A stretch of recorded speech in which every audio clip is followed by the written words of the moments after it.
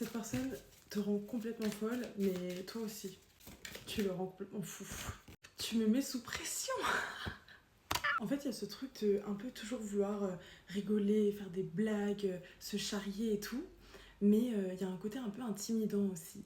Et j'entends que tes guides, ils te disent parfois, mais si, dis-le, dis que t'as ressenti ça, dis que... Ou que ça t'a mis mal à l'aise, ou que ça a dépassé une petite limite et tout, parce que je pense que vous jouez un peu avec les limites, en mode vous taquinez un peu, mais des fois, ça peut te blesser, ou...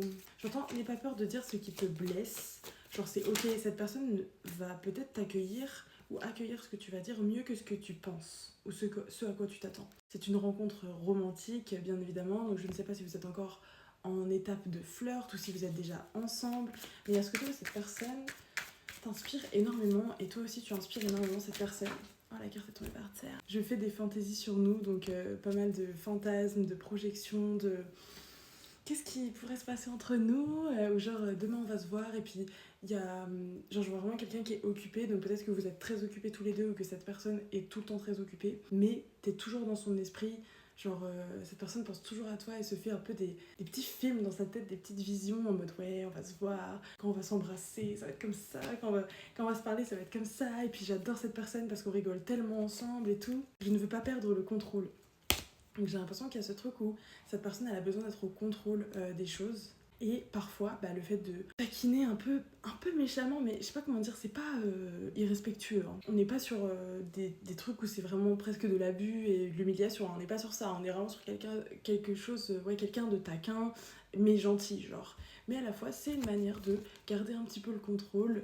Parfois, quand il sent qu'il perd le contrôle ou qu'il se sent transporté par l'expérience avec toi, il est en mode, il va faire une petite blague, tu vois, ou genre par exemple, même toi, quand tu vas être intimidé ou quand il y a quelque chose qui te blesse ou quoi, au lieu de dire ah ça m'a un peu piqué ça, j'ai pas trop aimé cette blague ou quoi, tu vas être en mode ouais tu crois que t'es qui, tu crois que t'es quelqu'un et tout, en mode direct tu vas être en mode égo, je sais pas comment expliquer, genre comme si tu faisais semblant de...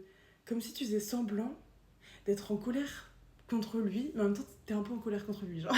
La pieuvre peut être significatif, les dauphins, tout ce qui est dans la mer, un truc en lien avec la mer, l'océan, les océans, les profondeurs des océans. Je crois qu'il y avait un documentaire, peut-être les documentaires animaliers, genre il y avait un documentaire sur Netflix, je crois que c'est La sagesse de la pieuvre, un truc comme ça, peut-être que ça vous a particulièrement touché. Il y a un truc avec le fait de vouloir protéger les océans aussi. C'est possible aussi que vous ayez parlé de faire de la plongée sous-marine ensemble, voyager ensemble là où vous pouvez faire de la plongée. Alors, je sais ce que je veux maintenant, donc si cette personne a parfois douté de là où elle voulait aller avec vous ou de ce qu'elle voulait en amour ou dans la vie, maintenant elle sait et elle a vraiment envie de vous les communiquer parce qu'on a viens on parle et il y a tellement de choses que je voudrais te dire. Donc je pense qu'il y a pas mal de choses que cette personne ne vous a pas dit, qu'elle va vous partager bientôt.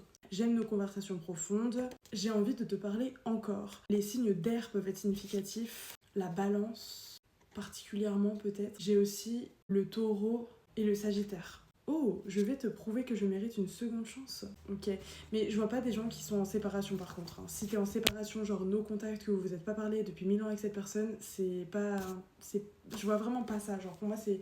Là, vous vous voyez souvent, vous vous parlez souvent, la communication est fluide, vous faites beaucoup de blagues, vous allez en date et tout. Ça peut être le début de quelque chose ou le renouveau de quelque chose. Si on nous parle en effet d'une seconde chance, vous êtes déjà en phase de reconstruire. Actuellement.